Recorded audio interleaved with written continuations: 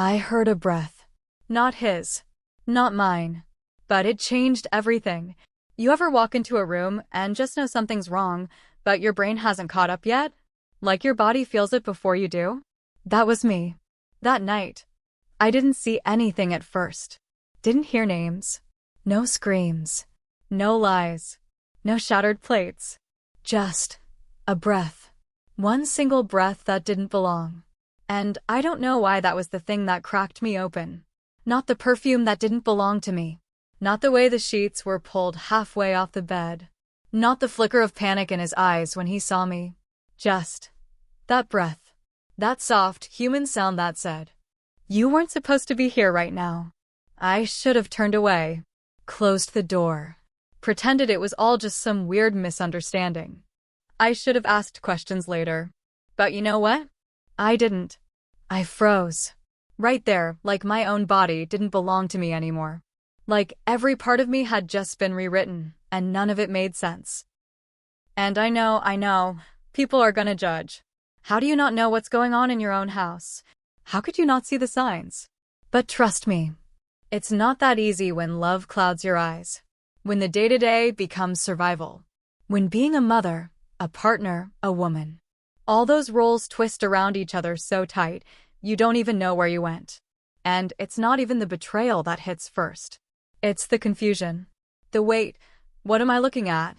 The way your own heart suddenly feels like a stranger to you. You ask yourself, is this happening? Is this really happening? But your gut already knows the answer. Before we begin, if you've been here before, if your heart has ever cracked a little from the weight of truth you weren't ready for, you already know. Sometimes what we see isn't nearly as dangerous as what we feel. Because feelings? They don't lie. They whisper in the silence. They tug at the edge of your peace. They wait. Until the moment you finally look them in the eye. The house was quiet that night. Not peaceful, just waiting. Like it knew something was about to happen before I did. Like the walls were holding their breath. I remember the way the steam still curled around my arms as I stepped out of the bath, trailing behind me like a ghost that wasn't ready to leave. My robe clung to my skin, still damp, still warm. The floor beneath my feet was cold, grounding me. But my thoughts floated somewhere else. High, distant, fogged. There was music playing somewhere, Vivaldi, I think. A string of violins dancing just a little too fast. That's the thing about classical music. Sometimes it sounds romantic. Other times, it feels like warning. A candle flickered in the hallway mirror. Its flame bent, wavered, then stilled. I always notice that part. The pause before the wind changes. I didn't have anywhere to be. No reason to walk toward that sound. But I did. Not rushed. Not even curious. Just led. And then I heard it. A laugh. Short. Stifled. Almost guilty. It wasn't from the movie downstairs. That laugh didn't come from the TV. It came from a mouth that didn't belong in that house. I froze. Right at the top of the stairs. That laugh, God, it was a woman's laugh. Soft, breathy, the kind you hear in private. The kind that lives after a touch, not before. And I knew, even then, before doors opened, before names were named, before hearts were split clean open, that my world was shifting under my feet. But I didn't turn around, didn't call out, didn't ask who it was. Because part of me already knew. Not the name, not the face, but the shape of the betrayal. You don't need details when your heart recognizes something your mind is still afraid to admit. It was a pull behind my ribs, a pressure in my throat, and that low ache in my belly. The one that always comes when something's not quite right. The walls around me felt closer than they should have. Even the air was thick, like it had secrets in it. I remember the way the candlelight kissed the edges of the picture frames in the hallway, casting shadows across old memories, old smiles frozen in time. Mocking me, I passed his room. Door open, bed empty, sheets untouched. No sounds from the bathroom. No footsteps coming up behind me. Just that Stillness. Except it wasn't really still. There was movement somewhere. A soft creak. Fabric brushing against skin. A gasp, quick, then gone. And, beneath it all, the hum of something forbidden. It came from the guest room. That was when the breath caught in my throat. Because no one was supposed to be in there. No one ever used that room. Not unless they were told to. And I hadn't told anyone. I walked forward. Slow, deliberate, like I was trying not to wake a moment I didn't want to meet. I reached the door. My fingers grazed the knob. It was warm. Someone had touched it recently. And I hesitated. Right there. Heart pounding so loud, I thought maybe they could hear it too. But I didn't open it. Not yet. I just stood there. Bathed in candlelight and confusion. Wrapped in the scent of lavender from the bath. And something else. Sweet. Too sweet. Vanilla. Feminine. That's when I knew. Not because I saw anything. Not because I heard a name. But because my body recognized something I hadn't tasted in years. Desire. Not mine. Theirs. And it hit me like a memory I'd buried too deep. The way he used to look at me when we first met. The way my own laugh used to sound when I felt wanted. The way intimacy used to live in this house. Before it went quiet. Before I became invisible. So I stood there. In the half-light. In the half-truth. Letting the warmth of the steam on my skin be the only thing holding me together. Because in that moment, everything inside me felt cold. I wasn't planning to knock. I wasn't planning anything. I didn't even know why I was still moving. But something in me whispered, "Go upstairs." Not a voice. Not exactly. Just a pull. A current moving beneath the skin, impossible to ignore. I paused at the bottom of the stairs. One hand on the rail.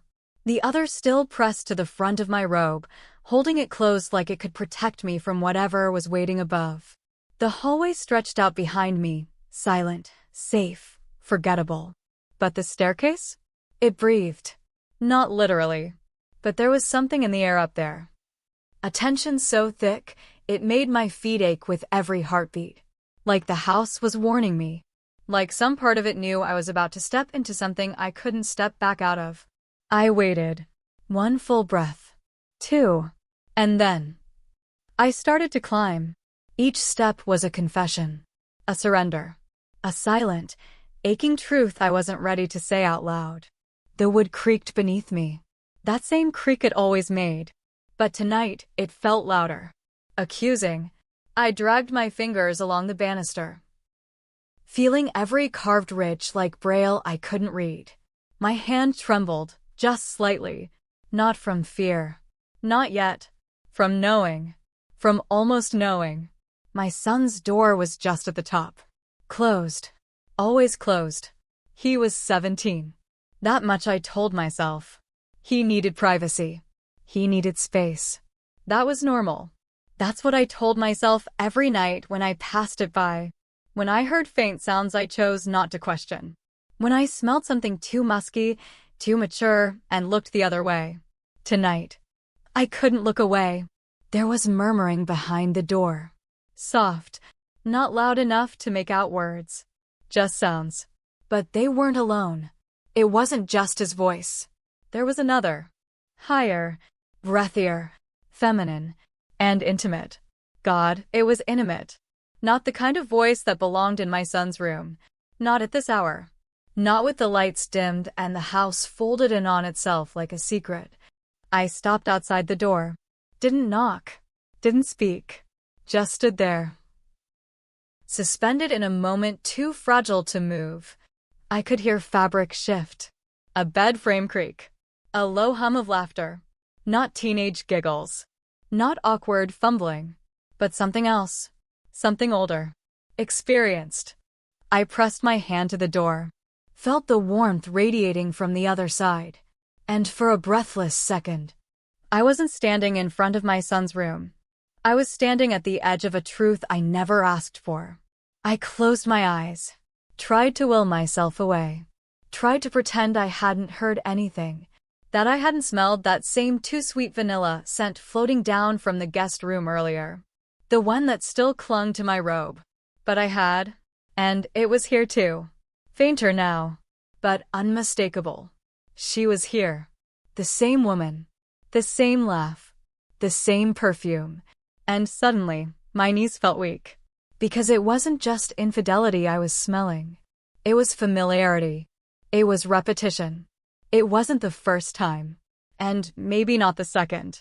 This wasn't just a moment. It was a pattern.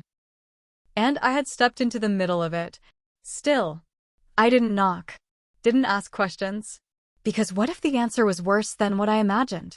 What if the woman on the other side of that door wasn't just some stranger? What if I'd seen her before? Spoken to her? Welcomed her? What if it wasn't just betrayal? But betrayal that lived in my life? That smiled at my table? That laughed with me while slipping away into the night to return here? I leaned in. Close enough to hear breathing now. Rhythmic. Measured. Like two people completely at ease with each other's bodies. No guilt. No hesitation. Just desire. And suddenly, I felt something twist inside me. Something dark. Sharp. Not jealousy. Not even rage. But something raw. Something ancient. The scream that lives in a mother's bones when something about her child doesn't make sense. When something isn't right. That was the moment I realized. This wasn't about sex. This wasn't about teenage rebellion or curiosity. This was about something else entirely. Something deeper. Something older. A connection that shouldn't have existed. A closeness that felt wrong. And still, I didn't move. I couldn't. Because there are moments in a woman's life that split her in half. And I was standing in the breath between before and after. Hand on the door. Heart pounding in my throat. My son on the other side. And someone with him. Someone who laughed too softly. Whose scent lingered too long. Whose voice I almost recognized. And all I could do was listen. Because sometimes knowing is worse than suspecting. And truth? Truth doesn't knock. It waits for you to open the door. I didn't ask where he was. Somehow it felt better not to. Like asking the question would make the answer too real. Too solid. Too unforgiving.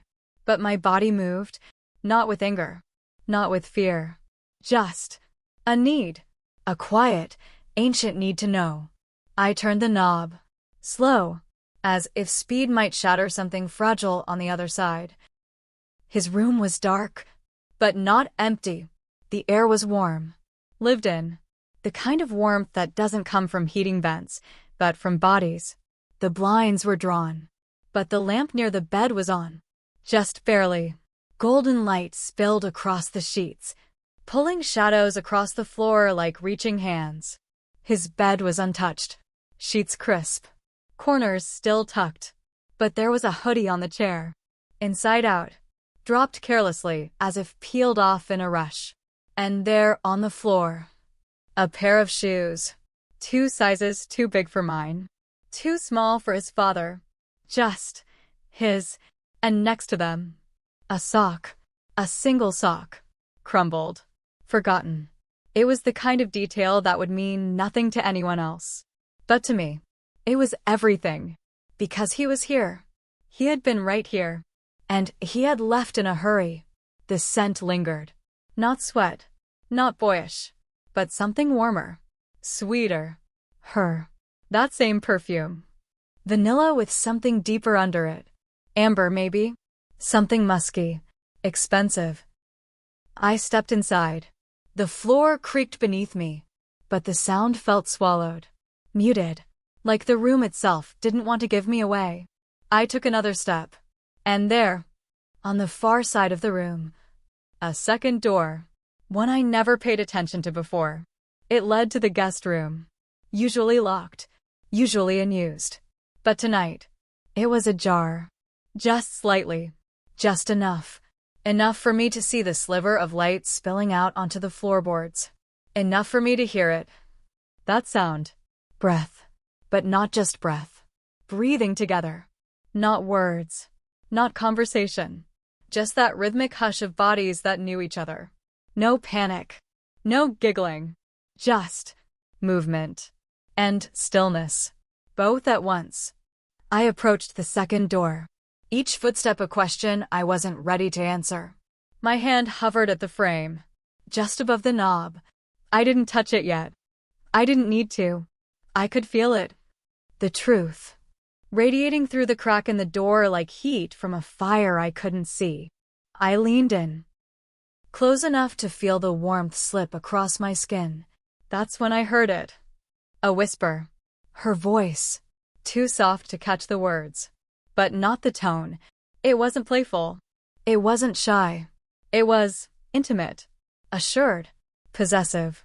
And my breath caught, because it wasn't the sound of seduction. It was the sound of belonging. And then I heard him. My son, his voice lower than usual, muffled, but unmistakable. And not the way he spoke at the dinner table. Not the way he mumbled when asked about his day. This was different. Older, deeper. Like he had become a man somewhere I couldn't reach. And someone had taught him how. I looked down. My hand had moved without me knowing. Fingers now curled around the knob. Knuckles pale. Breath shallow. I didn't open the door. Not yet. But I pressed my forehead against the wood. Just for a second. Just to feel something solid. And all I could think about was how thin that door was. How thin the line had become between knowing and not knowing. Between mother and woman. Between past and future. Between safety and something far, far more dangerous. I could smell her now. Not just her perfume. Her. That scent women carry when they've been touched. When their skin is still warm from it. When the sheets remember. I stood there. Fingers on the edge of a truth that didn't belong in this house. In this family. And I remembered. How I used to watch my son sleep when he was a baby. How I would place my hand just above his chest. To feel the rise and fall. To be sure he was breathing. And now, he was breathing in that room. But not like a child. Not like someone needing comfort. But like someone giving it. To someone who should never have asked for it. To someone who should never have accepted it. And that's when I realized. This wasn't a story about a woman cheating. This was something else. Something twisted. Something that would tear more than a marriage apart. And I was already in it. Up to my neck. With only silence and shadows to guide me. Still, I didn't turn the knob. Because some truths don't wait for permission. They step into you. Fill your lungs. And change the shape of your name forever. The door opened like it had been waiting for me. No resistance. No sound. Just the slow arc of inevitability. The light inside was soft. Not bright enough to blind. Not dim enough to protect. It didn't hide anything. It simply revealed gently. Like it understood the weight of what I was about to see. I stepped in. One foot. Then the other. I didn't breathe. Not really. I held the breath I brought with me from the hallway, as though exhaling might crack the moment in half. The air in the room was thick, heavy with scent, perfume, body heat, the unmistakable humidity of skin against skin. And there they were. My son, half-dressed, shirtless, his back to me at first, muscles taut, shoulders broader than I remembered, like somehow, while I wasn't looking, he'd stepped out of the boy I raised, and into someone I didn't recognize. And her. On the bed, the sheets pulled just above her waist. One shoulder bare. Hair loose. Still curled from sweat and sleep and other things. She didn't gasp. She didn't cover herself. She just looked at me. Direct. Unblinking. Not defiant. Not ashamed. But present. And it shattered something small inside me. Because I knew her. Not in passing. Not as a face from a distance. I knew her. Her voice had filled my kitchen. Her laugh had echoed through our backyard. She'd toasted wine glasses with me. Sat on my couch with her legs folded beneath her. Like this was her home too. And maybe, in some ways, it had become just that. I didn't speak. Not because I couldn't. Because I didn't know who I was in that moment. Mother? Wife? Woman? I wasn't sure which version of me had walked into that room, but none of them knew what to do. He turned. Slow. Unhurried. Like he'd heard the door but had already made peace with what it might mean. And then he saw me. And didn't flinch. Didn't scramble for a shirt. Didn't reach for covers or excuses. He just looked. Our eyes locked. And I saw it. The stillness in him. The quiet. The knowing. Not guilt. Not shame. But awareness. Of me. Of her. Of this. And beneath the confusion and the ache and the scream building in my chest, there was something else. Something quieter. More dangerous. It clung to my skin like sweat. It pulsed behind my ribs with every too slow heartbeat. It whispered things I didn't want to hear. Things like, when did this begin? Why did she look at him like that? Why isn't he afraid? And, why aren't you running? The woman on the bed. She shifted slightly. Not to hide. Not to retreat. Just to make space. Her eyes never left mine. She didn't smile. But she didn't look away. And there, between her shoulder and the curve of her neck, a mark. Faint. Recent. Intimate. My son had made that. The same son who used to fall asleep on my chest. Who once cried when a bird flew into our window and didn't get up again. The boy who, for years, couldn't sleep without the hallway light on. Now stood there. Bare-chested. Grounded. Changed. I felt the room tilt slightly. Not physically. Just emotionally. The balance was gone. The hierarchy I'd clung to. Parent, child, guest, home. It didn't exist in here. Here, everything was equal. Everyone bare. Everyone seen. The ceiling fan spun slowly above us. Its hum was the only sound.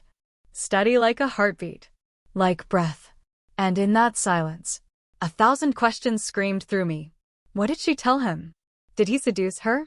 Or did she find something in him she couldn't resist? Was it love? Lust? Loneliness? Or something older? Something broken inside both of them that fit when pressed together? But none of that passed my lips. Because my mouth didn't belong to me anymore. My body felt foreign. Rooted. Eyes burning. Throat tight. Hands trembling at my sides. And yet, I didn't leave. I couldn't.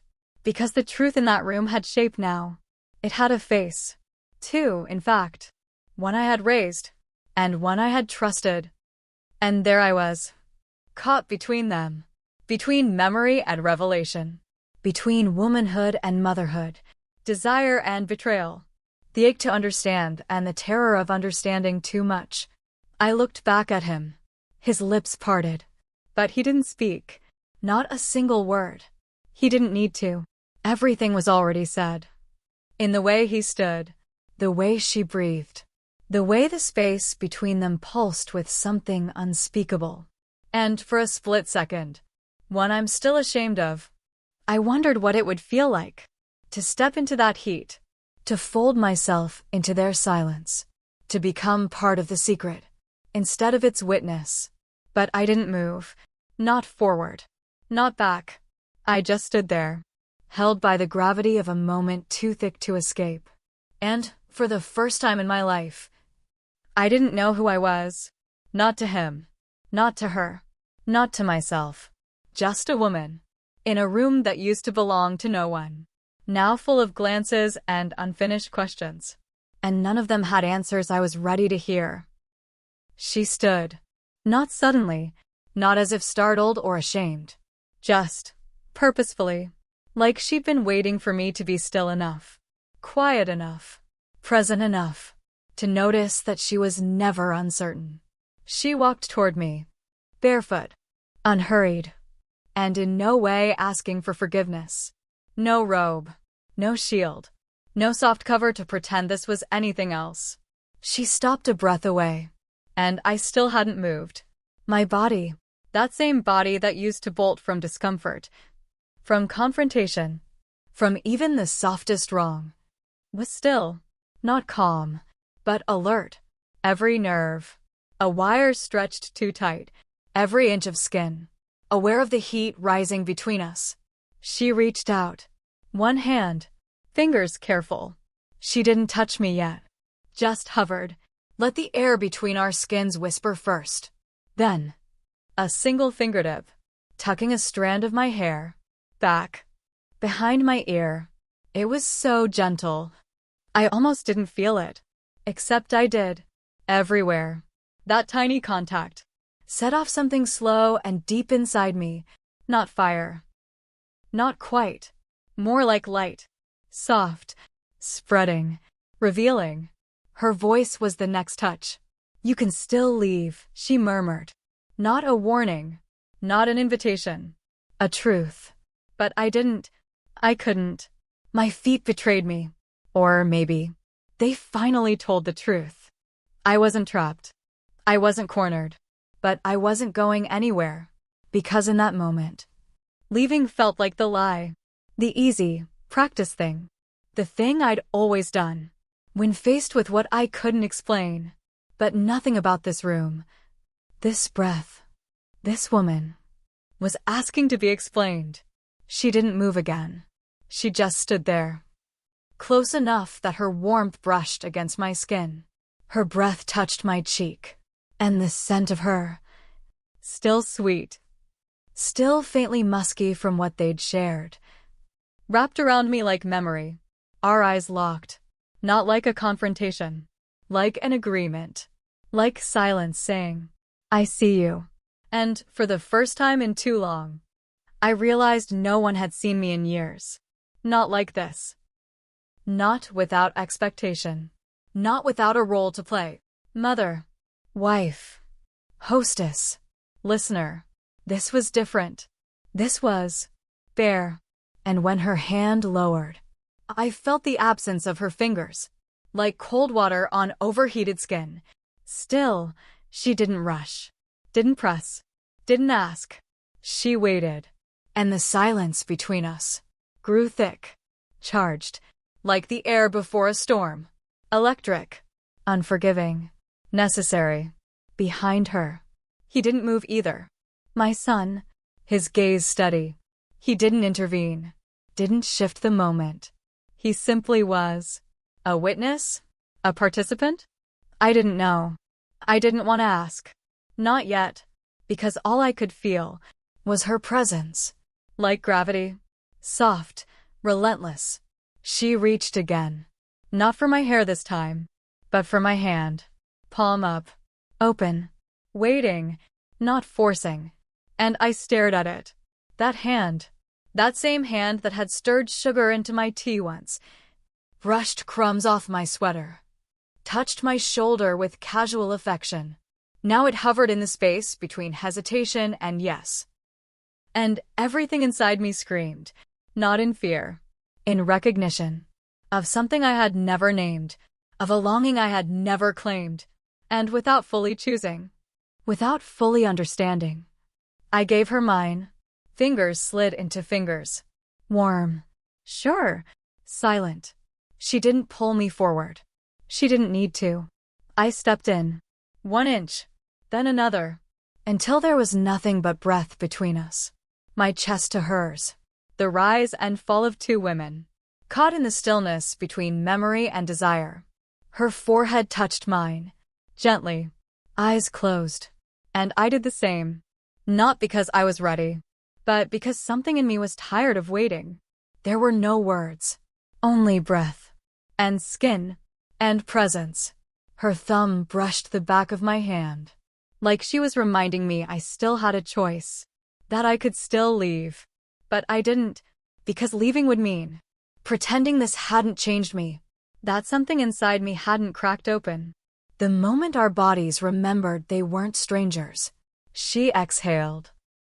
And I felt it all over me. And I let it wash over me.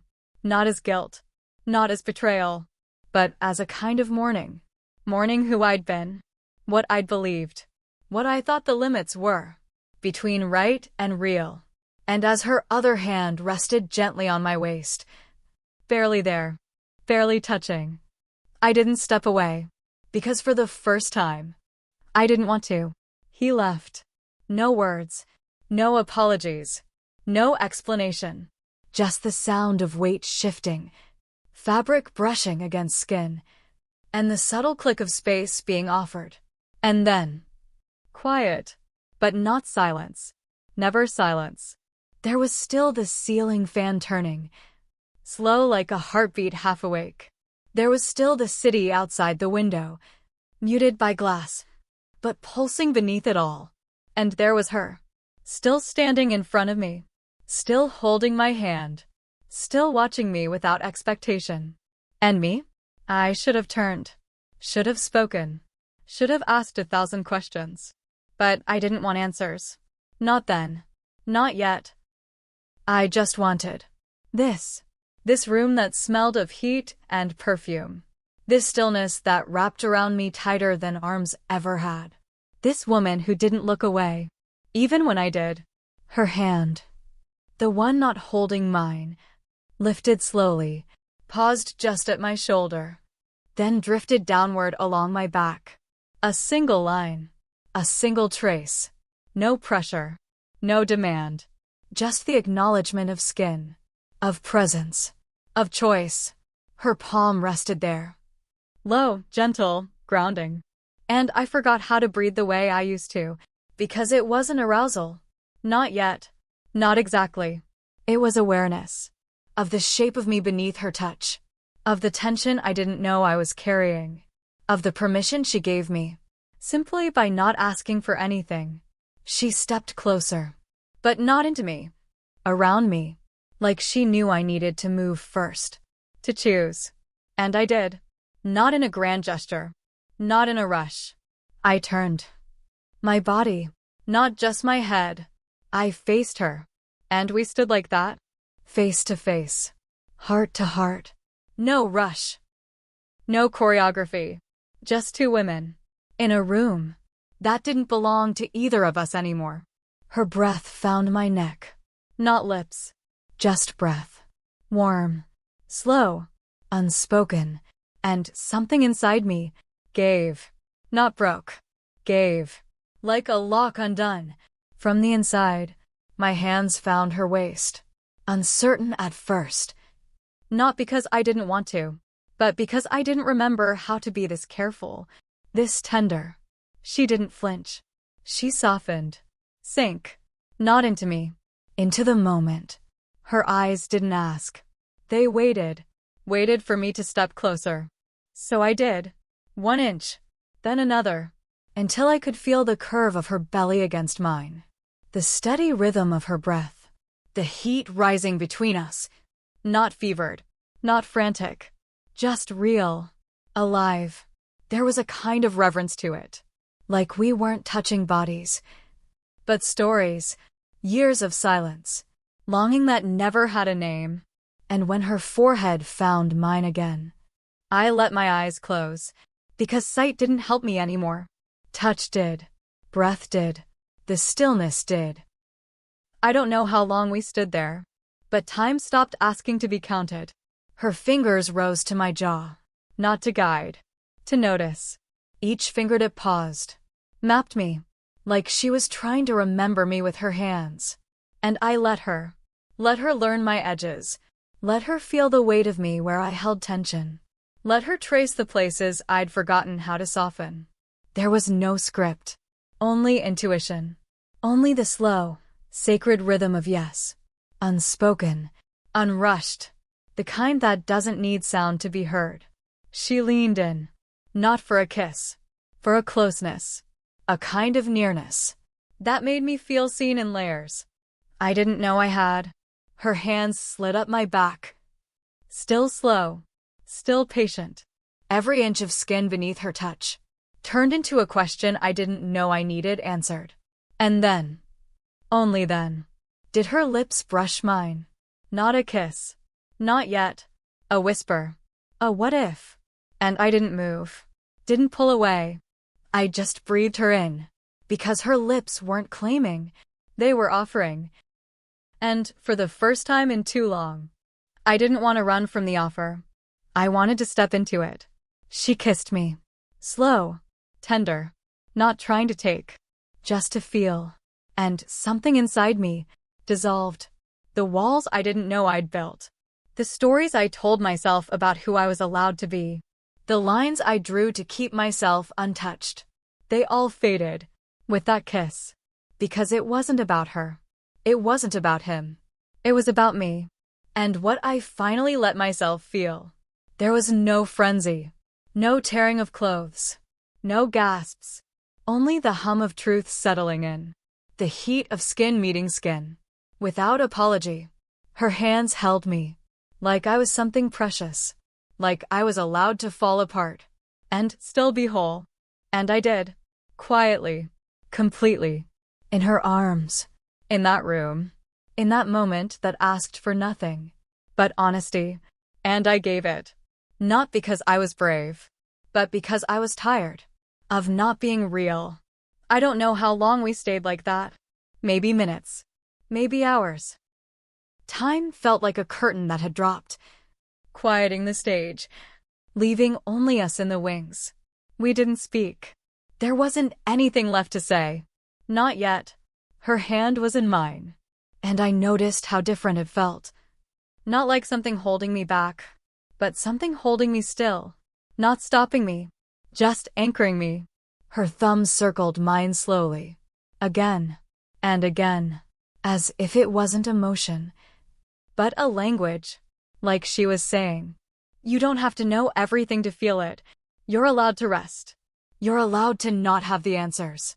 I had spent so long trying to make sense of everything. Why people leave. Why love slips through fingers that never loosened. Why desire fades. Why I never looked at myself the way I looked at her just now. But none of those questions mattered. In that room, on that bed, with her, what mattered was this. The softness of her shoulder against mine. The weight of her breath. Steady and real. The warmth where our knees touched, there, unnoticed, honest. We didn't need to be anything, but quiet. She shifted slightly. Not to move away. To lean closer. I felt her temple against my cheek. The kind of contact that's not made for anyone watching. Just for the sake of feeling. And, for the first time, I let myself lean back. Not into her. Into the moment. Into the hush. The healing. I closed my eyes. Not to block anything out. But to feel what was left behind. Now that everything else had gone quiet.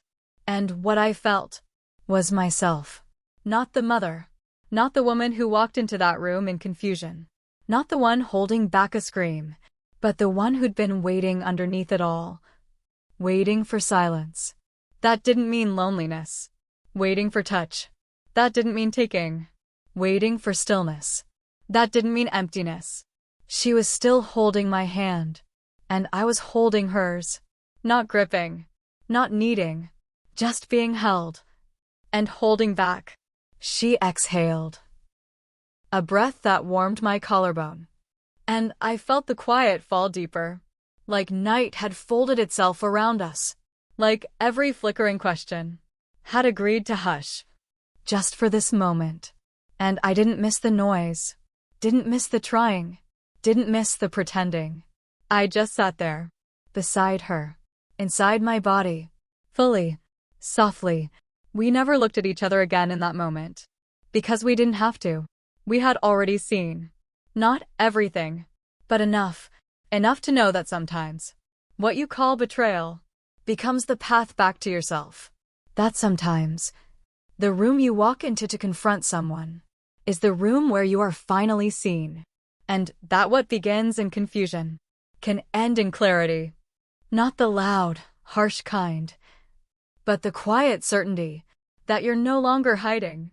Not from them. Not from yourself. She moved her thumb again. Another circle.